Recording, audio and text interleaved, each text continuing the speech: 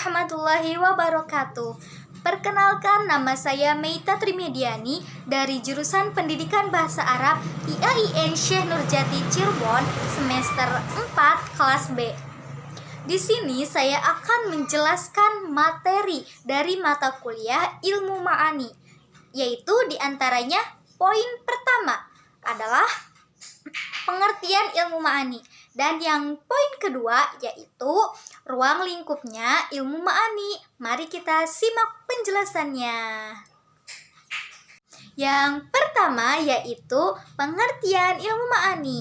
Nah, pengertian ilmu ma'ani ini secara bahasa lima'ani adalah bentuk jamak dari kata makna yang artinya adalah tujuan atau pengertian. Sedangkan menurut istilah al-ma'ani ini yaitu usulun wa qawaidun yu'rafu biha ahwalul kalami al-arabi allati yakunu biha mutabiqan li muqtadul hal, yang artinya yaitu ilmu yang mempelajari dari bentuk perkataan bahasa Arab yang sesuai dengan tuntutan dan kondisi. Jadi ilmu ma'ani itu adalah ilmu tentang makna-makna atau maksud-maksud dari suatu ungkapan, atau disebut juga yaitu suatu ilmu yang faidahnya adalah supaya pembicaraan kita itu sesuai gitu dengan kondisi atau situasi yang sedang terjadi atau yang terjadi. Dengan demikian, bentuk kalam akan berbeda karena perbedaan kondisi atau situasi yang melatar belakangi. Nah, maka setidaknya ada dua aspek yang kita pahami, yaitu yang pertama audiens. Kita harus mengenal dan memahami dulu bagaimana situasi atau kondisi atau keadaan si audiens tersebut. Misalkan nih kita sebagai calon guru akan menyampaikan materi. Nah, bagaimana nih situasi si anak ini agar kita mengajar itu sama-sama enak gitu dengan siswa kita yang ada di dalam kelas. Maka dari itu kita harus pahami dulu keadaannya sedang jenuh atau apa. Maka kita akan tahu gitu tanggapan mereka ketika kita menyampaikan materi gitu. Apakah mereka itu mengerti atau tidaknya. Nah, yang kedua yaitu topiknya. Apabila keadaan siswa tersebut atau kondisi siswa tersebut itu baik gitu ya, baik-baik saja, tidak sedang melamun ataupun apa itu ya, atau audiens yang lain. Nah, jadi topik kita itu sesuai gitu, akan sesuai dengan apa yang kita sampaikan. Begitu, itu adalah pengertian dari ilmu ma'ani. Yang kedua yaitu ruang lingkup ma'ani. Nah, ruang lingkup ma'ani ini ada 5 pembahasan. Yang pertama yaitu khobar, yang kedua yaitu insya, yang ketiga yaitu ada an-nida wa'al wasol, dan yang keempat yaitu ada al-fasol wa'al wasol, dan yang kelima yaitu ada ijaz, itnab dan musawwah. Mari kita simak penjelasannya. Yang pertama yaitu khobar. Menurut etimologi, kalam khobar berarti berita. Sedangkan menurut terminologi adalah kalam khobar yang mengandung kebenaran dan kedustaan karena zatnya. Contohnya yaitu abuka ja'a, bapakmu datang. Nah, dalam kalam khobar ini ada tata cara menyampaikan khobar kepada mukhotabnya, yaitu ada 3 cara. Yang pertama, khobar ibtidai. Apa sih khobar ibtidai itu? Khobar yaitu apabila kondisi mukhotabnya itu lugu atau kosong. Kosong dalam artian kosong pikiran dari hukum yang disampaikan, dinamakan kholi al-zihni. Dan penyampaian khobarnya itu dalam bentuk khobar ibtidai ini yakni tanpa memerlukan taukid. Contohnya akhuka qadimun, yaitu saudaramu telah datang. Yang kedua yaitu khobar tolabi. Apa sih khobar tolabi itu? Yaitu apabila kondisi mukhotabnya ragu-ragu dalam memahami suatu hukum, dinamakan mutaradid. Dan penyampaian dalam bentuk khobar tolabi ini yakni hanya menambahkan satu taukid. Contohnya yaitu inna akhoka qadimun, sesungguhnya saudaramu telah datang. Nah, cara yang terakhir, yang ketiga yaitu khobar inkari, yaitu apabila kondisi mukhotabnya tidak percaya atau tidak yakin hukum yang disampaikan, yaitu dinamakan mungkir. Dan penyampaian khobarnya itu dalam bentuk khobar inkari ini yakni menggunakan lebih dari satu taukid. Contohnya wallahu inna akhoka qadimun, demi Allah sesungguhnya saudaramu telah datang. Nah, itu penjelasan dari khobar ya. Nah, yang kedua yaitu insya. Apa sih yang disebut insya? Nah, insya menurut etimologi adalah mewujudkan, sedangkan menurut terminologi adalah ma la yahtamilu shadaqa wal kadzabu lidzatihi, kalimat yang tidak mengandung kebenaran dan kedustaan bagi zatnya. Jika seorang mutakalim mengucapkan kalam insya'i, mukhotob tidak bisa menilai bahwa ucapan mutakalim itu benar atau dusta.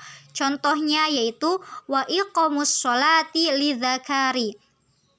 Nah, kalam insya ini ada terbagi menjadi dua, yaitu insya tolabi dan ghair tolabi.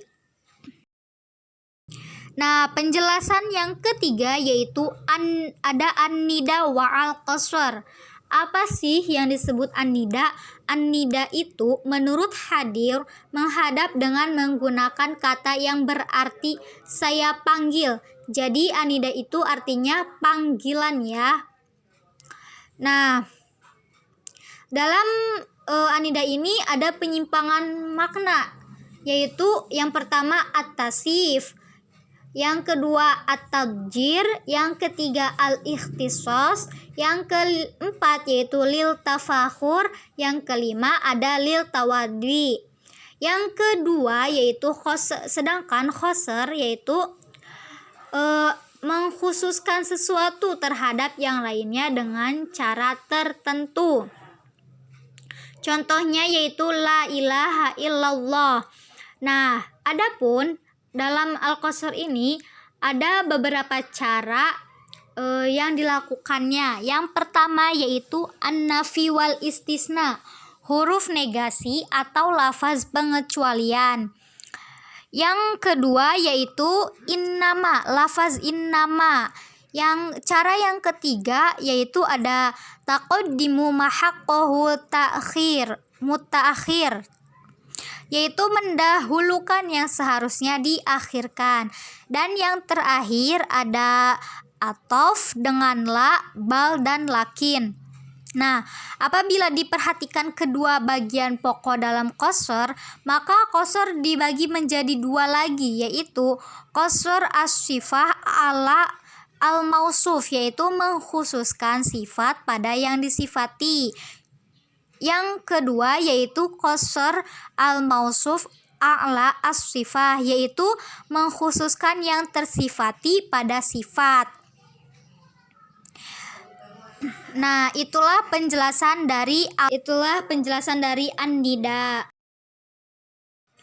Nah, yang keempat yaitu penjelasan dari al-fasl wa al-wasl. Apa sih al-wasl? Al-wasl itu Al-wasl adalah menghubungkan sebagian jumlah atau kalimat dengan yang lainnya, sedangkan al-fasl itu tidak menghubungkannya.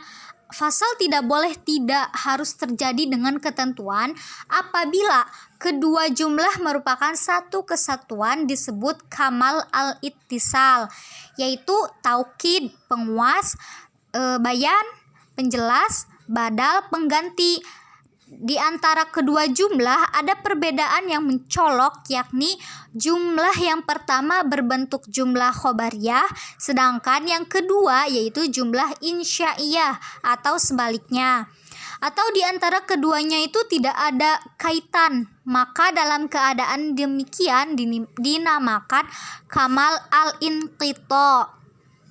Nah, jumlah yang kedua merupakan jawaban dari pertanyaan yang dipahami dari jumlah yang pertama, maka dalam keadaan demikian disebut syibh kamal al-ittisal. Penjelasan al-wasl yaitu sedangkan al-wasl itu harus terjadi dengan ketentuan al-ittifaq fil i'rab dan al-ittifaq fil khobariyah. Itulah penjelasan dari al-fasl dan al-wasl. Yang terakhir ada ijaz, ithnab, dan musawwah. Ijaz yaitu mengucapkan maksud dengan lafaz yang lebih singkat dari yang biasa, tetapi sangat jelas maknanya. Nah, ijaz ini terbagi menjadi dua, yaitu ada ijaz qisar dan ijaz hazf. Nah, ijaz qisar yaitu ijaz yang menggunakan ungkapan pendek namun mempunyai makna banyak tanpa disertai pembuangan atau beberapa kata atau kalimat.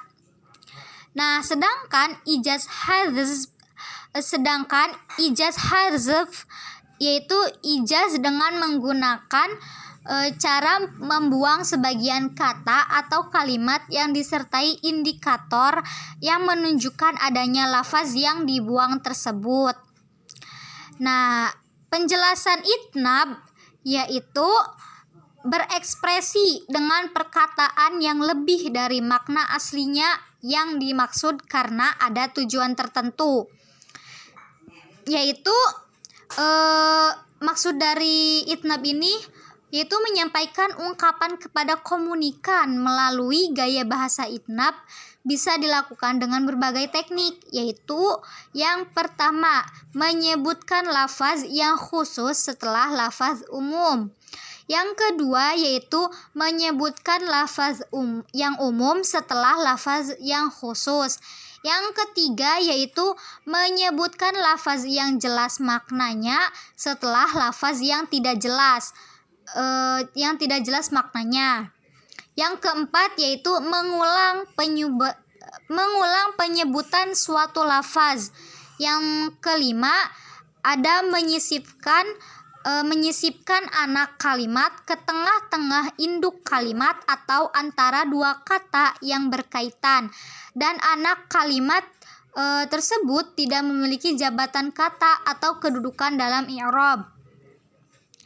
Ada juga at-tadzil, al-ighal, at-takmil, dan at-tamim. Nah, yang terakhir musawwah. Musawwah artinya yaitu maknanya seukuran dengan lafaznya dan lafaznya seukuran dengan maknanya, lebih dan tidak kurang. Itulah penjelasan yang terakhir dari pengertian ilmu ma'ani dan ruang lingkupnya. Materi yang kedua yaitu ada kalam khabari dan kalam insya'i. Yang pertama yaitu ada kalam khobar. Apa sih yang disebut kalam khobar itu?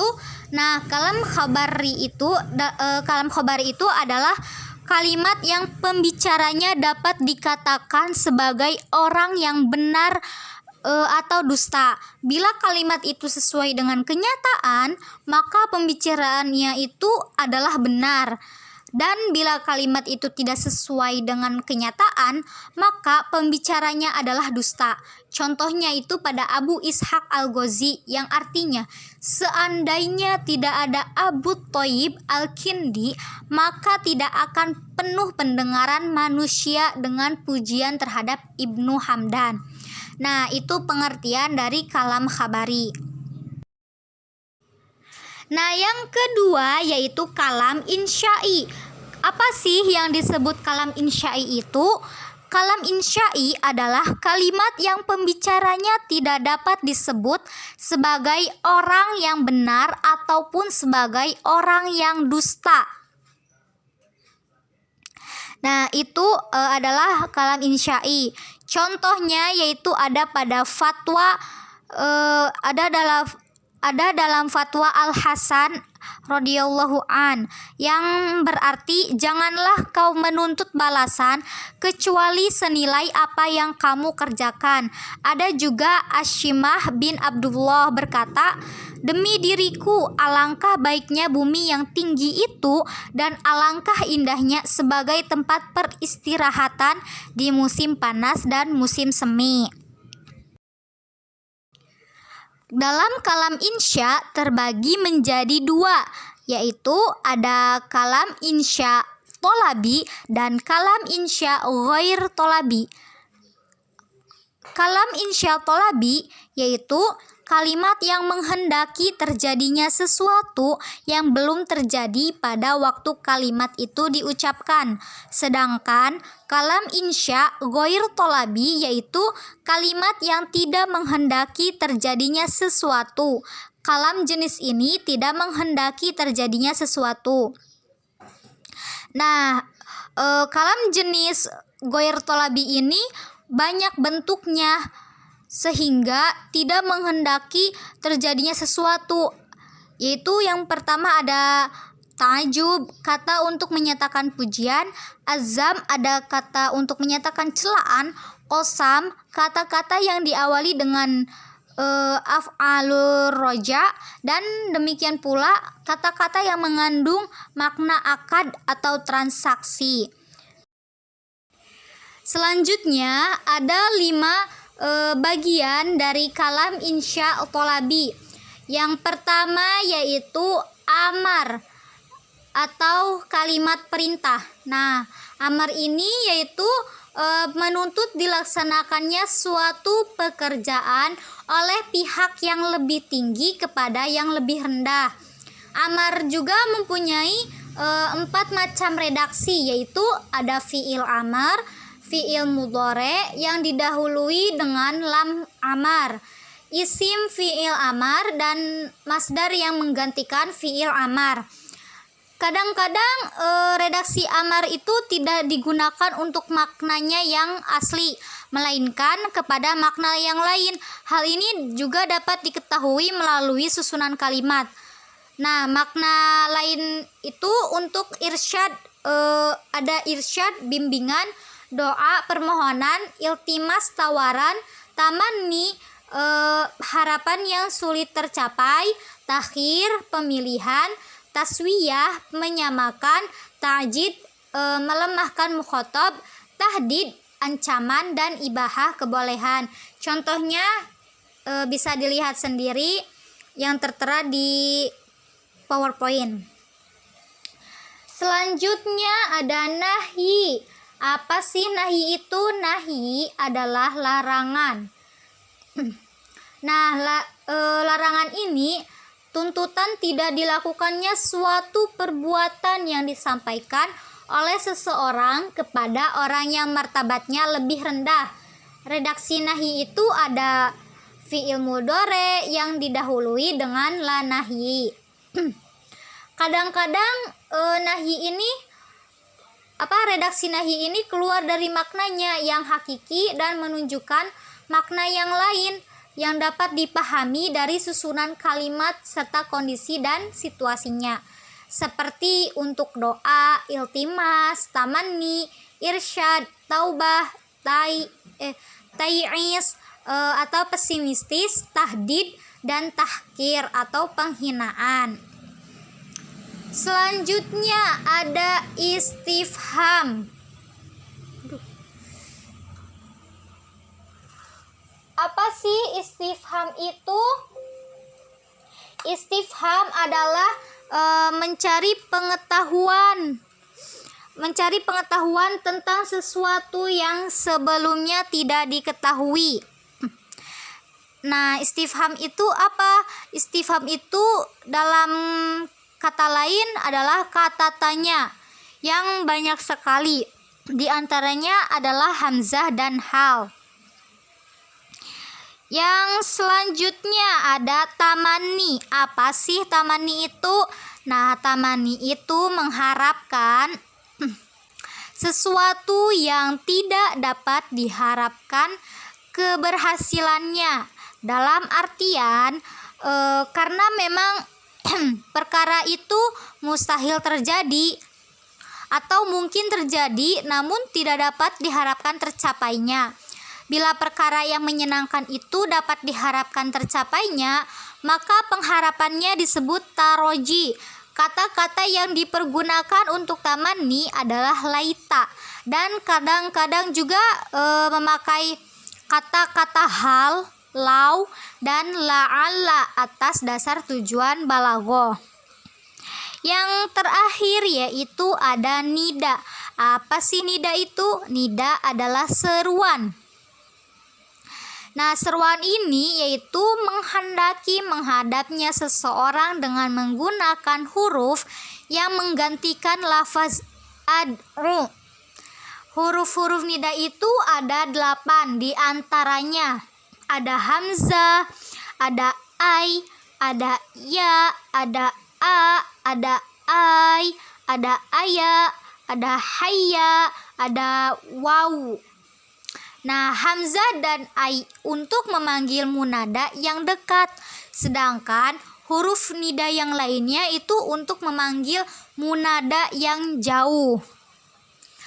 Kadang-kadang munada yang jauh juga dianggap sebagai sebagai munada yang dekat, lalu dipanggil dengan huruf nida, hamzah dan ai. Nah, dalam hal ini merupakan isyarat atas dekatnya munada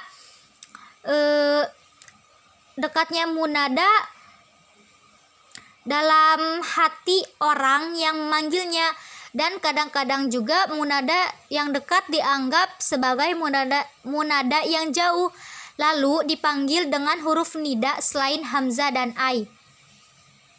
Nah, sebagai isyarat atas hal ini juga sebagai isyarat atas ketinggian derajat munada atau kerendahan martabatnya, atau kelalaian dan kebekuan hatinya.